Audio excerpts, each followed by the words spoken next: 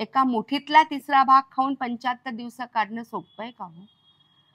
पण एक मनाचा निर्धार, इच्छाशक्ती, संकल्प आणि गुरुवरचं अफाट आणि अचाट प्रेम हेच तुमच्या अनुष्ठानाची पूर्तता करत असतं.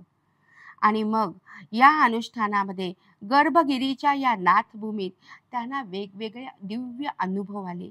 या कडक अनुष्ठानात त्यांची प्रकृती 75 दिवस म्हणजे किती महिने झाले? 2.5 महिन्याच्या वर झाले आणि ह्याच्यात त्यांची प्रकृती अतिशय खालावत गेली. चेहऱ्यावर विलक्षण दैवी तेज येत गेलं. डोळे आधीच त्यांचे पाणीदार होते, तेव्हा ते हिऱ्यासारखे चमकत होते आणि मन मात्र या नाथशक्तीनी प्रसन्नतेने भारावलेलं होतं. अनुष्ठानाची सांगता 75व्या दिवशी झाली. श्री देवेंद्रनाथांनी मंत्राने अग्नी प्रज्वलित केला होता. आश्चर्यचकित म्हणजे त्या ठिकाणी उपस्थित अनेक भक्तांनी हे सगळं जवळून पाहिलं आणि त्यांच्या डोळ्याचं पारणं फिटलं. त्यांची ती प्रसन्न मुद्रा, तेजस्वी दैवी तेज पाहिल्यावर त्यांना असं वाटायचं, अरे इथे कानिफनाथांची समाधी, त्याच्यावर असणारे कानिफनाथ आणि इथे असणारे देवेंद्रनाथ हे वेगळे नाहीच आहेत.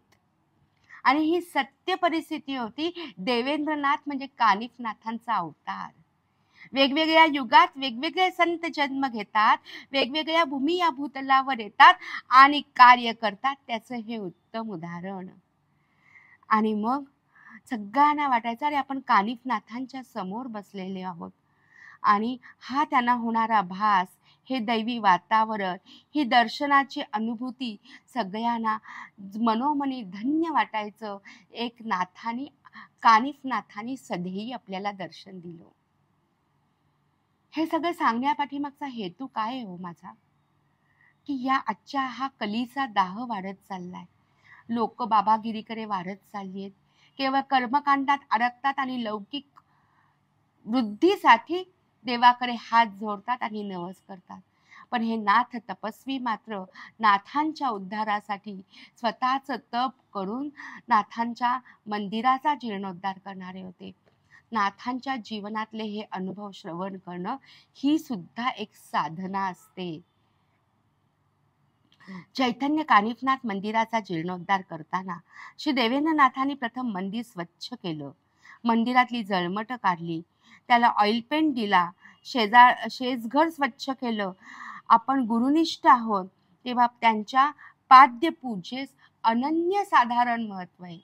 जसं दत्त संप्रदायात पादुकांना महत्व आहे, तसं नाथ संप्रदायातही पादुका पूजनाला खूप महत्व आहे. आणि हे महत्व त्यांनी दाखवून दिलं. कसं दाखवलं?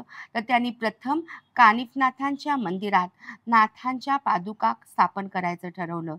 समाधीच्या दक्षिण दिशेला एक फरशी काढल्यावर तुला या ठिकाणी 2 छिद्र दिसतील. त्या ठिकाणी पूर्वी पादुका होत्या, त्या ठिकाणी पादुकांची स्थापना करण्याचं त्यांनी निश्चित केलं. देवेंद्र महाराजांनी संगमवरच्या सुंदर पादुका तयार करून घेतल्या. नगरमधून त्या वाजत गाजत मढीला आणल्या. पादुका बसवण्यासाठी अनेक मंडळींनी त्यावेळेस विरोध केला. कारण आपल्या हिंदू संस्कृतीमध्ये आपण पादुकांना महत्त्व देतो आणि इतर धर्मांमध्ये पादुकांचं महत्त्व तितकं नसतं. मुसलमान लोकांच्यात नसतं, म्हणून त्यांना प्रचंड त्रास झाला. पण पोलिसांच्या सहकार्याने आपल्याला मंदिराचा जीर्णोद्धार करायचा, हे हिंदूंचं स्थान आहे, यासाठी जीवाचा आटापिटा करणारे देवेंद्रनाथ या भूतलावर काही वेगळेच झाले. आणि मग संघर्ष टाळण्यासाठी पोलीस यंत्रणेच्या मदतीने चैतन्य कानिफनाथ मंदिरात, समाधी मंदिरात नाथपंथी होम हवन करून षोडोपचाराने तांत्रिक पद्धतीने त्यांनी नाथांच्या पादुकांची स्थापना केली. आज जर आपण कानिफनाथांच्या इथे गडावर गेलो, दर्शनासाठी लाईन असते. आता पूर्वी समाधीच्या इथे जायला परवानगी देत होते, आता बाहेरूनच घ्यावं लागतं. तिथे पादुका आहेत, त्या पादुकांची स्थापना सिद्ध देवेंद्रनाथांनी केलेली आहे. मंदिराच्या जीर्णोद्धाराच्या कार्यामध्ये नाथांच्या पादुकाची स्थापना हा देवेंद्र परंपरेतील, नाथ परंपरेतील, महाराष्ट्राच्या नाथ परंपरेतले एक महत्त्वाची घटना आहे. नाथांच्या समाधीवर नित्य नियमित वैदिक पद्धतीने अभिषेक व्हावा म्हणून त्याने एका पुरोहिताची नियुक्ती पण केली. नेहमी ते त्यांच्या शिष्यांना सांगत देवेंद्रनाथ महाराज की एक गोष्ट तुम्हाला सांगतो. त्यांच्याबरोबर अनेक शिष्य असायचे, प्रोफेसर नेवास्कर असायचे. तेव्हा त्यांनी एकदा प्रोफेसर नेवास्करांना असं सांगितलं की कोणतीही चांगली जर गोष्ट करायची असेल, जगाचा जर उद्धार करायचा असेल, मानवी मनाचा उद्धार करायचा असेल, तर काय करावं लागतं माहिती आहे तुम्हाला? एका योग्याला आपला तपाचा क्षय करून, आपलं आयुष्य कमी करून दुसऱ्याच्या जीवनाला आनंद द्यावा लागतो. हे वाक्य केवढं महत्त्व आहे बघा, की एका योग्याला आपल्या तपाचा क्षय करून, आपलं आयुष्य कमी करून दुसऱ्याला जीवनदान देण्याचं भाग्य लाभत आहे. ते तो घेतो, त्यामध्ये दुसऱ्याला आनंद मिळतो आणि आपल्या त्यागामुळे दुसऱ्याला मिळणारा आनंद पाहून आपल्याला खरोखर मोठं समाधान मिळत असतं. हा निरपेक्ष, निखळ, स्वच्छ साधनेचा आणि गुरुतत्वाचा भाव नाथ विभूतीशिवाय कोणात बघायला मिळेल आपल्याला? आणि हे सिद्ध वाणीतून ऐकायचं. पुढे ते असं म्हणतात, जीवब्रह्म सेवा ही योग्याच्या तपक्षयातून, त्यागातून होत असते. लोकांचं दुःख दूर करण्यासाठी, त्यांना सुखी पाहण्यासाठी त्यांना एक वेगळा आनंद असतो. कारण प्रत्येक जीवात्मा आहे आणि तोच परमात्मा आहे. आपल्या साधनेचा, तपाचा क्षय आपण परमात्म्याची सेवा करण्यासाठी करत असतो. या ज्ञानयोग्याने योग्याला निर्मळ आनंद मिळतो. योगी हा जन्म मरणाच्या पलीकडे गेलेला असतो, परंतु दुसऱ्याला जीवन देण्यात जो आनंद आहे, त्या आनंदाला मोल नाही. खरे अध्यात्म हे त्यागातच आहे. ज्याला जीवब्रह्म सेवा करायचे, जीवब्रह्म सेवा करायचे, जे लोकांचं दुःख ऐकून ते दुःख निवारण्यासाठी भस्म आणि उपाययोजना करणं. नवनाथांनी आणि सर्व नाथजींनी हेच केलंय. त्याला नाथ संप्रदायाच्या भाषेत जीव ब्रह्म सेवा असं म्हटलं जातं. त्यामुळे नाथ संप्रदाय समजून घ्यायचा असेल तर नाथ संप्रदायाच्या या विविध भाषा आपल्याला समजून घेणं आवश्यक आहे. स्वतःची तपसाधना वाढवली पाहिजे, कारण तपाच्या क्षयातूनच जीव ब्रह्मसेवा हे महान कार्य होत असतं. साधकावर गुरुकृपा जरी असली तरी त्यांनी स्वतःच्या साधनेतून आपले तपसामर्थ्य वाढवले पाहिजे, तर जीव ब्रह्मसेवा करता येईल. म्हणजे नवनाथांनी लोकांचं दुःख जे दूर केलं, आपल्या गुरु आदेशातून ते जे पुढे गेले, त्याचं मूळ कारण होतं जीव ब्रह्मसेवा. नाथांचा मूलभूत हेतू जीवनाचा लोकांचं दुःख दूर करणं. म्हणून तर मच्छिंद्रनाथांनी जगताच्या कल्याणासाठी शाबरी मंत्राची स्थापना केलेली आहे. आणि जीव ब्रह्मसेवा हे तपसामर्थ्य नसेल तर करताच येत नाही. म्हणून तप करा, साधना करा. आणि अशा प्रकारे सद्गुरू देवेंद्रनाथ महाराजांनी आपल्या जीवनातून दिव्य ज्ञानामृत हे सगळ्यांना पाजलं आणि हाच प्रसाद दिला की जो कधी संपणारा नाही, तो वाटत राहिला की वाढणारा आहे. अशा देवेंद्रनाथांना माझं मनपूर्वक वंदन. अशा या देवेंद्रनाथ, प्रत्येक सिद्धाची एक अवस्था असते आणि हा सिद्ध त्या अवस्थेतून कायम जात असतो. आणि म्हणूनच देवेंद्रनाथ महाराजांचं हे जीवन हे त्यागाचं जीवन आहे. आणि म्हणून ते म्हणतात, माझं चरित्र जर लिहायचं असेल तर ते केवळ माझ्या पत्नीच्या रक्ताच्या शाईने लिहावं लागेल. कारण देवेंद्रनाथ महाराजांचा विवाह भारती यांच्याशी झाला. ही माऊली अतिशय साधी, सोज्वळ आणि त्यांना हा नाथ संप्रदाय, नाथयोगी हे काही माहिती नव्हतं. पण एका वेल सुशिक्षित घराण्यात त्यांचा जन्म झाला. त्यांच्या वडिलांचं नाव आंबेगावकर आडनाव. तेही स्वतः PhD होते. अशा घरात त्या वागवत होत्या. आणि देवेंद्रनाथ महाराजांचा सहवास म्हणावा तितका त्यांना मिळाला नाही, कारण नंतर नाथ कार्यासाठी ही विभूती बाहेरच होती. पण पाडवा काही देवेंद्रनाथ महाराजांनी कधी चुकवला नाही. आणि खरोखर त्यांना वाईट वाटायचं, पण काय करणार, नाथांच्या आदेशापुढे ते काहीच जात नव्हते. म्हणून त्या की प्रेमभराने आपल्या पत्नीबद्दल नेहमीच म्हणतात, माझं चरित्र लिहायचं असेल तर माझ्या पत्नीच्या रक्ताच्या शाईने लिहावं लागेल. आता कसं असतं बघा, ही गोष्ट खूप संवेदनाक्षम पण मी सांगते, आणि हे सिद्धवाणीतूनच आम्हाला कळलं. सिद्ध योगी पुरुषांच्या पत्नी हा एक फार मोठा विषय आहे. देवेंद्रनाथ महाराजांची पत्नी खरोखर एकदम साधी माऊली होती. मलाही त्यांचा सहवास मिळाला, त्यांचा पाहुणचार मिळाला, त्यांचं प्रेम मिळालं, त्यांचा आशीर्वाद मिळाला. देवेंद्रनाथ महाराजांच्या पत्नीने ही त्यांच्या आयुष्यात आली कशी, ते हे स्वतः एकदा देवेंद्रनाथ महाराजांनी सांगितले, की पूर्वजन्मात एकदा तिने मला बघितलं आणि तिच्या मनात असा विचार आला, पूर्वजन्मात एका आधीच्या काही जन्मांच्यात आमच्याशी समोरासमोर भेट झाली आणि तिच्या मनात विचार आला, की हे मला पती मिळाले तर किती छान होईल. आणि मग ह्या 20व्या शतकात ती पत्नी म्हणून त्यांच्या आयुष्यात आली. आता हे पूर्वजन्मीच्या आठवणी हे सिद्धयोगी सांगू शकतात. असे हे देवेंद्रनाथ महाराज यांनी आश्रमाची स्थापना केली. नवनाथ देवस्थान सेवा मंडळ ट्रस्टची तर स्थापना केलीच, पण ते तितकं करून थांबले नाही, की भविष्यात पुढच्या अनेक पिढ्यांना नाथ कळले पाहिजेत, त्यांची सेवा झाली पाहिजे, कानिफनाथांची झाली पाहिजे. पण श्री नवनाथ देवस्थान सेवा मंडळ ट्रस्टचं एक छोटंसं गाव असावं म्हणून त्यांनी बोल्लेगाव म्हणजे अहमदनगर जिल्ह्यातल्या एका ठिकाणी 14 एकर जमिनीचं साठेकट केलं. त्याची रचना अशी केली की त्यांनी मधोमध नाथ मंदिर, नाथ वाङ्मयाची लायब्ररी, ट्रस्टचं कार्यालय, संशोधकाची व्यवस्था आणि बाजूचे प्लॉट पाडले.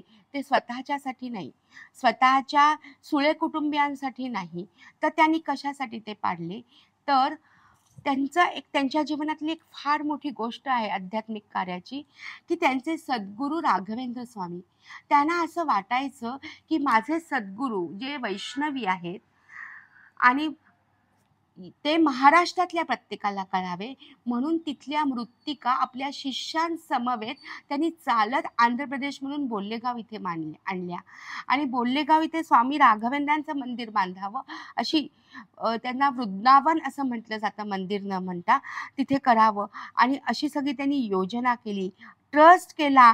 आणि ते करतानाच फक्त ते केल्यानंतर 1982 मध्ये त्यांनी समाधी घेतल्यामुळे पुढे त्यांच्या शिष्याने खगेंद्रनाथांच्या नेतृत्वाखाली ते झालं, परंतु चैतन्य अवस्थेत राहून हे त्यांचं कार्य डोळसपणे बघत होते आणि त्या कार्याला आशीर्वाद देऊन त्या कार्याची पूर्तता त्यांनी करून घेतली. त्याच्यानंतर त्यांनी शिवयाग केला हे आपण बघितलं. तसं नेपाळला विश्व हिंदू परिषद झालं आणि नेपाळचे नरेशाचे राजगुरू आचार्य योगी श्री नरहरीनाथ विद्यालंकार यांनी त्यांना त्या ठिकाणी बोलवलं. जगभरातून हिंदू आले आणि त्यांनी देवेंद्रनाथांच्या ज्ञानप्रकाशाने विनोदी शैलीने उभी राहून देवेंद्रनाथांनी तिथे अध्यक्षपद निभवून अनेकांची मत आणि अनेकांची मन या ज्ञान प्रसादाने जिंकून घेतली. चैतन्य कानिफनाथ मिल त्यांनी स्थापन केलं, कारण पेपर काढून लोकांना रोजगार मिळावा यासाठी. म्हणजे अतिशय दूरदृष्टिकोनाने त्यांनी जमिनी विकत घेतल्या आणि नाथ कार्याची मुहूर्तमेढ त्यांनी रोवली आणि ते कार्य पुढे कळवा मठीतून इतर मठींच्या साहाय्याने पूर्ततेला नेलं आणि हे सगळं जवळून आम्हाला बघायला मिळालं. अशा प्रकारे देवेंद्रनाथांचं कार्य हे खूप मोठं कार्य होतं. अशा या देवेंद्रनाथांच्या सहवासात खूप शिष्यमंडळी आले. त्यांच्या अंतिम समय त्यांचे जवळचे शिष्य म्हणजे श्री बोखारे काका ते होते. त्यांच्या जवळच त्यांच्या मांडीवरच शेवटची उलटी त्यांना झाली आणि राघवेंद्र स्वामींची आज्ञा घेऊन त्यांनी त्यांच्या ज्योतीत ज्योत विसावली. ती एक फार मोठी कहाणी आहे. पण त्यांची शिष्या शकुताई ती अनपढ होती, तिला भूतबाधा झालेली होती. तिच्या नवऱ्याने तिला धरून मागे कानिफनाथांच्या गडावर आणलं, पण तिला त्याच्यातून बाहेर काढून आज त्यांना त्या पंत्या बघतायत त्यांच्या, आजही त्या आहेत.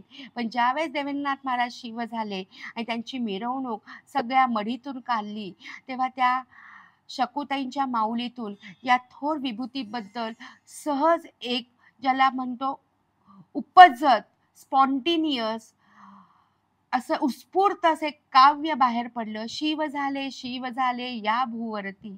आणि उत्कृष्ट असं ते शिवाच्या ज्ञान देणारं, शिवाचा सहवास सांगणारं आणि शिवाच्या सहवासाची प्रचिती देणाऱ्या या नाथ योग्यावरचं हे काव्य त्या शकुताईने रचलं. खरोखर या नाथ विभूतींनी सगळ्यांना जवळ केलं. गोर गरीब श्रीमंत, जात पात हे काहीही न बघता जो तिथे आला तो त्यांचा झाला. आणि या शक्तीमुळे, या वृत्तीमुळे, सगळ्यांच्या प्रेम करण्याची त्यांची वृत्ती, त्यामुळे खरोखर ते प्रत्येकाचे झाले. जे त्यांच्या जवळ गेले त्यांचे ते झालेले आहेत. आणि म्हणून अशा या नाथयोगी पुरुषांनी मोहिनी एकादशी या दिवशी समाधी घेतली आणि चैतन्यात ते तिथे राहिले. मग त्यांचा तो चैतन्याचा प्रवास पुढे 25-30 वर्षाच्या वर्षात त्यांच्या स्वप्नांची स्वप्नपूर्ती कशी झाली ते आपण पुढे बघणार आहोत. पण अशा या नाथयोग्याचा हा जीवनपट म्हणजे मानवी जीवनातला एक फार मोठा दीपस्तंभ आहे. त्याला माझं पुनश्च वंदन.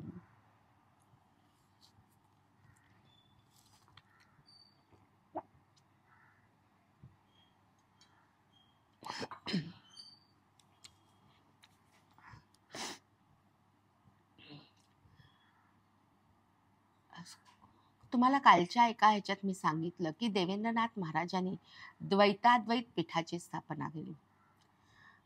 त्या द्वैताद्वैत पीठाची स्थापना आदिनाथांच्या आदेशानुसार केली.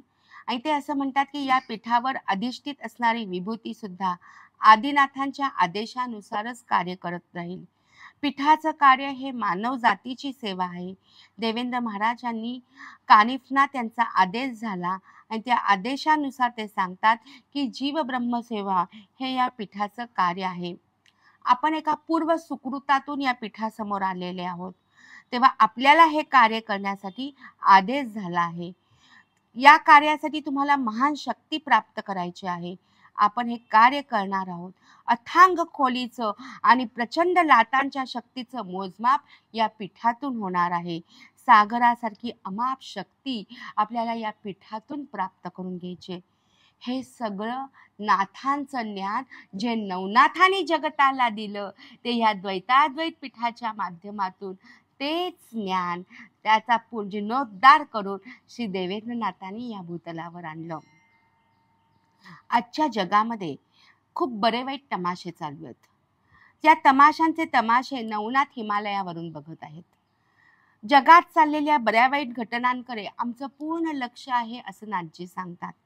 कलियुगात हे घडणार हे आम्हाला 2000 वर्षापूर्वी नाथजींना ठाऊक होतं. त्या घटनांची ते नोंद घेत होते. हिमालय म्हणजे एक बर्फाचा, ऋषीमुनींचा, योग्यांचा पर्वत नसून नवनाथांचं लक्ष असणाऱ्या निरंजन पादुकांचं महान अतिपवित्र स्थान आहे. हिमालयावर निरंजन पादुकांचं स्थान उंचावर आहे. ते जगाला अज्ञात आहे. नाथांना ज्ञान कार्य करण्यासाठी आदेश आणि सामर्थ्य या शाक्त पीठाकडून प्राप्त होत असतात. ते निरंजन पादुकांकडूनच प्राप्त होतात. तुम्हाला काही अडचणी असतील तर तुम्ही सुद्धा निरंजन पादुकांचं स्मरण करा. नवनाथ तुम्हाला या अडचणीतून नक्की बाहेर काढतील याचा मनाशी निग्रह करा. अलख निरंजन या शब्दातली ताकद काय आहे ते पादुकावर मस्तक ठेवल्यावर, शरण्य भावाने त्यांच्या समोर गेल्यावर तुम्हाला प्रत्येक गोष्टीची प्रचिती येत असते. अनेक संकटांना त्यांना सामोरं जावं लागलं, परंतु त्यांचं आयुष्याकडे बघण्याचा दृष्टिकोन कसा होता हो या सगळ्या नवनाथांचा, देवेंद्रनाथांचा. असे जगावे छातारावर आव्हानाचे लावून अत्तर, असे जगावे छातारावर आव्हानाचे लावून अत्तर, नजर रोखुनी नजरेमध्ये आयुष्याला द्यावे उत्तर. नको गुलामी नक्षत्रांची, भीती आंधळी ताऱ्यांची, आयुष्याला भिडतानाही चैन नसावी स्वप्नांची. असे दानगी इच्छा ज्याची मार्ग तयाला मिळतो सत्वर, नजर रोखुनी नजरेमध्ये आयुष्याला द्यावे उत्तर. पाय असावे जमिनीवरती कवेत अंबर घेताना, हसू असावे ओठांवरती काळीच काढून देताना, संकटासही ठणकावून सांगावे, ये आता बेहतर. नजर रोखुनी नजरेमध्ये आयुष्याला द्यावे उत्तर. करून जावे असे काही दुनियेतून या जाताना, गहिवर यावा जगात सारा निरोप शेवट देताना. स्वर कोठर कठोर त्या काळाचाही क्षणभर व्हावा कातर कातर. नजर नोखुनी नजरेमध्ये आयुष्याला द्यावे उत्तर.